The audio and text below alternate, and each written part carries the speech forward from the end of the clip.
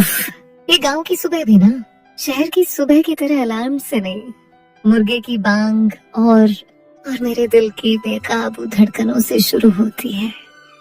मेरा नाम हम गांव वाले तो बिजली बुलाते हैं। कहते हैं जब मैं चलती हूँ तो सूखी जमीन में भी करंट दौड़ जाता है। उम्र होगी कोई 20 या 22 के बीच की।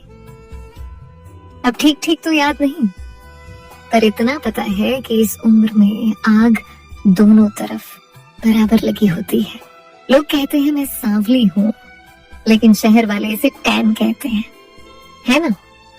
गहरी कजरारी आंखें जो काजल लगाते ही किसी को भी घायल करते हैं।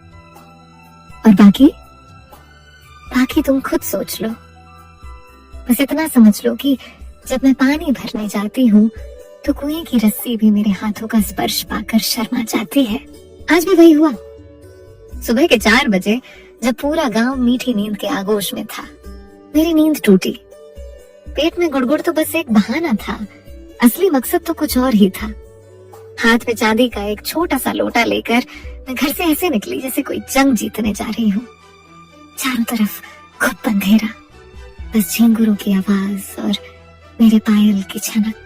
छम छम छम। गांव के बाहर मक्के के वो खेत जहाँ पौधे इंसान से भी ऊंचे हो गए हैं, वही हमारा ठिकाना था। वही जगह जहाँ 2 जिस्म और एक जान मिलने वाले थे। हवा में अजीब सी ठंडक थी, लेकिन मेरे अंदर तो जैसे ज्वालामुखियों का लावा उबल रहा था। हर कदम के साथ दिल की धड़कनें ढोल की तरह बज रही थी।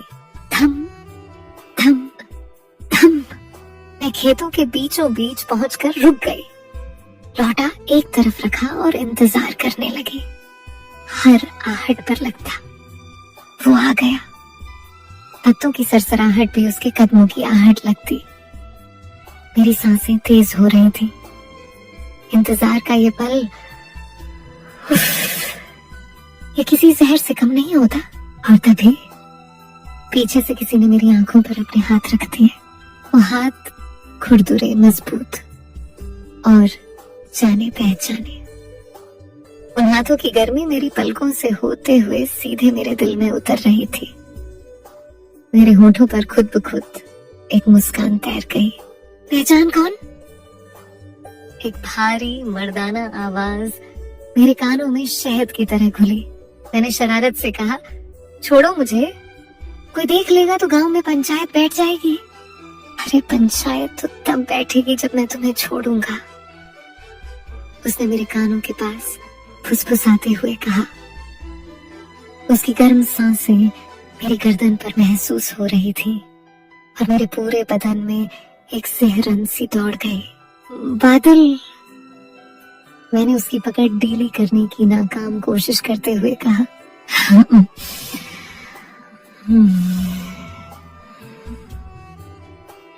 और तुम मेरी बिजली। जब बादल और बिजली मिलते हैं तो क्या होता है पता है ना? उसकी आवाज में वो नशा था जो किसी भी लड़की को मदहोश करते। उसने हाथ हटाए और मैं घूमी। सामने वही खड़ा था, मेरा बादल। लंबा चौड़ा कद, गेहुआ रंग और आंखों में वो चमक जो सिर्फ मेरे लिए थी। वो गांव का सबसे शरारती लेकिन सबसे दिलेर लड़का था। उसके नाम से ही बाकी लड़के मुझसे दूर रहते थे। बड़ा टाइम लगा दिया आने में, मैंने झूठा गुस्सा दिखाते हुए कहा। वो मुस्कुराया। क्या करता? तेरे घर के सामने से गुजर रहा था तो तेरे बापू का ट्रैक्टर स्टार्ट नहीं हो रहा था, सोचा मदद कर दूं। ससुर जी की सेवा भी तो जरूरी है। उसकी बात सुनकर मेरी हंसी छूट गई। ससुर जी? अभी से? अगर बापू ने सुन लिया ना तो तुम्हारा वो हाल करेंगे कि बादल बिन बरसात के ही बरस पड़ोगे। बरसात तो वैसे भी होने वाली है। उसने मेरी कमर में हाथ डालते हुए मुझे अपनी ओर खींचा। छी, कितने गंदे हो तुम, मैंने उसकी आंखों में झांकते हुए कहा। लेकिन मेरी आवाज में नाराजगी कम और चाहत ज्यादा थी। हम दोनों मक्के के ऊंचे ऊंचे पौधों के बीच में थे। यहाँ हमें कोई नहीं देख सकता था। ये हमारी अपनी जन्नत थी, उसने मेरी ठुड्डी को ऊपर उठाते हुए कहा, एक बात बोलूं? बोलो। मेरी धड़कनें फिर से तेज हो गई। जब तू ऐसे सुबह सुबह लौटा लेकर निकलती है ना। वो रुका, उसकी आंखों में शरारत नाच रही थी। तो मैंने अपनी भौहें सिकोड़ी। तो ऐसा लगता है जैसे जन्नत से कोई अप्सरा अमृत का कलश लेकर जमीन पर उतर आई हो। मैं खिलखिलाकर हंस पड़ी।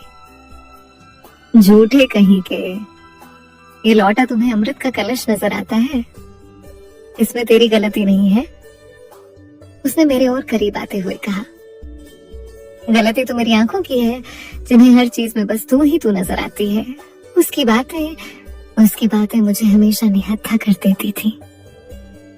मैं कुछ बोल पाती उससे पहले ही उसने मेरे होंठों पर अपनी उंगली रख दी।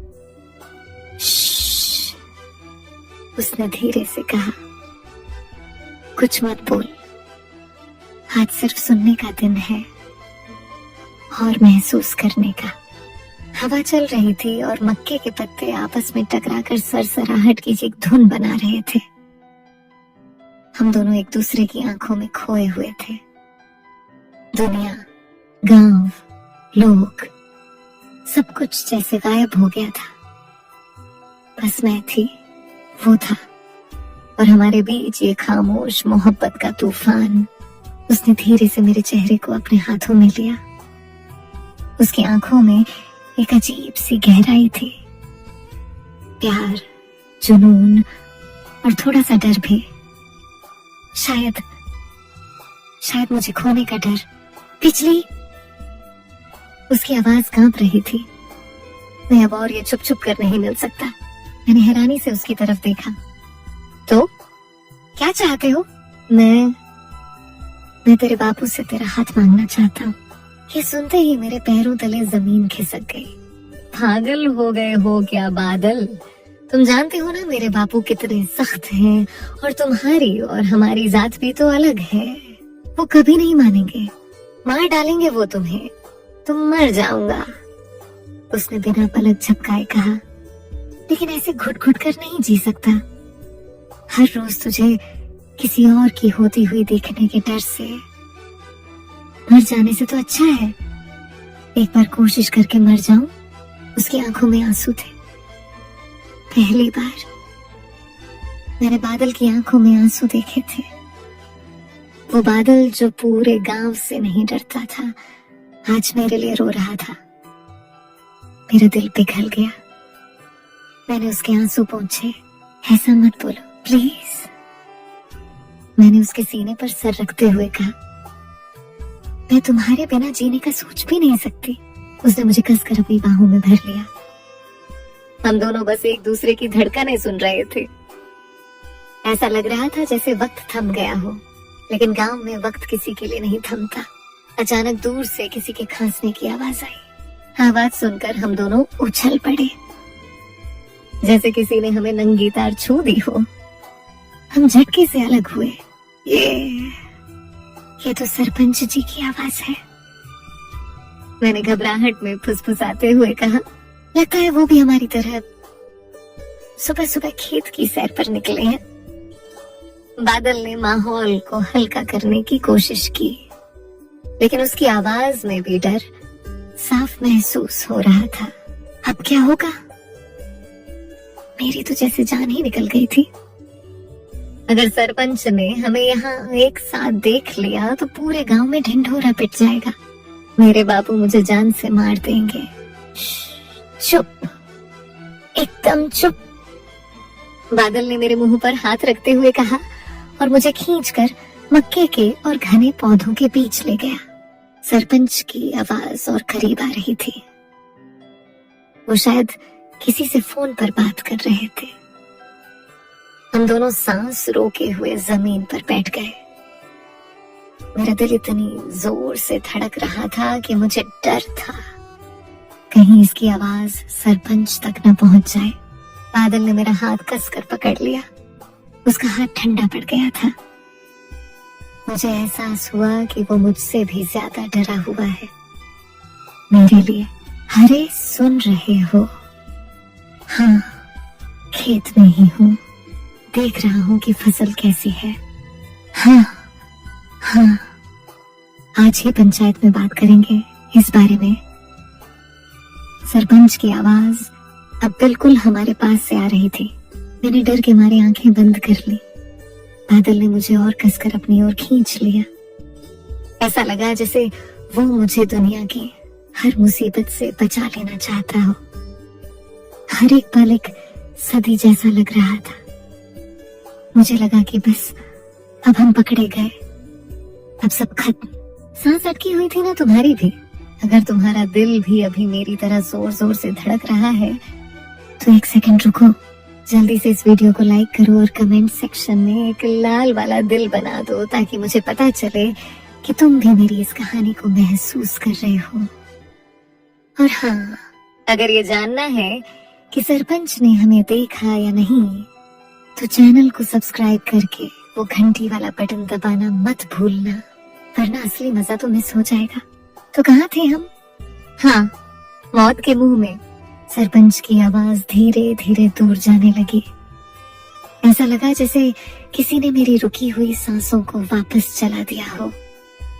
मैंने धीरे धीरे आंखें खोली। बादल अभी भी उसी पोस्चर में था, मुझे अपनी बाहों में समेटे हुए। जब हमें यकीन हो गया कि खतरा टल गया है तो हमने एक गहरी सांस ली। आज तो बच गए, मैंने कांपती हुई आवाज में कहा। बादल ने कुछ नहीं कहा, उसने बस मेरा चेहरा अपने हाथों में लिया और मेरे माथे को चूम लिया। उसे किस में इतनी राहत, इतना सुकून और इतना प्यार था कि मेरे सारे डर पल भर में गायब हो गए। मैं तुमसे बहुत प्यार करता हूँ बिजली, उसने मेरी आंखों में देखते हुए कहा। इतना कि अगर आज हम पकड़े भी जाते तो मुझे कोई गम नहीं होता। कम से कम दुनिया को ये तो पता चलता कि ये बादल सिर्फ अपनी बिजली का है। उसकी ये बात सुनकर मेरी आंखों में आंसू आ गए। ये डर के नहीं, खुशी के आंसू थे। मैंने हंसते हुए कहा, फिल्मों के डायलॉग मारना बंद करो और सोचो कि यहाँ से निकलना कैसे है। निकलने की इतनी जल्दी क्या है? उसने फिर से शरारत भरे अंदाज में कहा। सरपंच जी तो चले गए, अब तो पूरा मैदान खाली है। हाँ बादल, मैंने उसकी छाती पर हल्के से मारते हुए कहा। अच्छा ठीक है मेरी जंगली बिल्ली, उसने हंसते हुए कहा।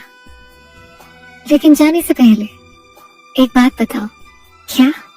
अगर आज मैं तुम्हारे बापू के पास तुम्हारा हाथ मांगने आ जाऊं तो क्या तुम मेरा साथ दोगी? सबके सामने, पंचायत के सामने? क्या तुम ये कह पाओगी कि तुम मुझसे प्यार करती हो? उसका ये सवाल किसी तीर की तरह मेरे दिल में लगा। ये सिर्फ एक सवाल नहीं था, ये मेरी पूरी जिंदगी का फैसला था। एक तरफ मेरे बापू का गुस्सा, समाज की बंदिशें, और दूसरी तरफ मेरा प्यार, मेरा बादल। मैंने एक लंबी सांस ली, उसकी आंखों में देखा। उन आंखों में एक उम्मीद थी, एक भरोसा था। मैंने मुस्कुराते हुए कहा, अगर मेरा बादल आसमान फाड़कर मेरे लिए जमीन पर आ सकता है तो ये बिजली भी दुनिया में आग लगाने का दम रखती है। ये सुनते ही बादल का चेहरा खिल उठा। उसने मुझे खुशी से हवा में उठा लिया और गोल गोल घुमाने लगा। अरे बस चक्कर आ रहे हैं, नीचे उतारो, मैं हंसते हुए चिल्ला रही थी। उसने मुझे नीचे उतारा। हम दोनों हंस रहे थे। वो सुबह, वो डर, वो प्यार, वो पल मेरी जिंदगी का सबसे यादगार पल बन गया था। लेकिन हमें नहीं पता था कि हमारी ये खुशी बस कुछ ही देर की मेहमान है। क्योंकि जब हम हंस रहे थे तो हमें ये एहसास ही नहीं हुआ कि मक्के के उन ऊंचे पौधों के पीछे एक जोड़ी आंखें हमें देख रही हैं। आंखें जो हमारी नहीं थी, आंखें जिनमें प्यार नहीं, नफरत थी। और तभी मैंने वो आवाज सुनी, एक ऐसी जानी पहचानी आवाज जिसने मेरे पैरों तले जमीन खिसका दी। तुम्हें क्या लगता है वो आवाज किसकी थी? मेरे बापू की या गांव के सरपंच की जो वापस लौट आया था? या फिर कोई ऐसा जिसे वहां नहीं होना चाहिए था? कोई ऐसा जो मेरी और बादल की कहानी का विलन बनने वाला था? तुम्हारी कल्पना क्या कहती है? नीचे कमेंट में अपनी कहानी लिखो और मुझे बताओ कि आगे क्या हो सकता है। और अगर तुम इस कहानी का अगला हिस्सा इसी हफ्ते सुनना चाहते हो तो इंतजार मत करो, अभी के अभी इस चैनल को सब्सक्राइब करो, वो घंटी वाला बटन दबा दो ताकि जैसे ही अगला पार्ट आए सबसे पहले तुम्हारे कानों तक पहुंचे, क्योंकि जो अब होने वाला है वो तुमने अपने सपने में भी नहीं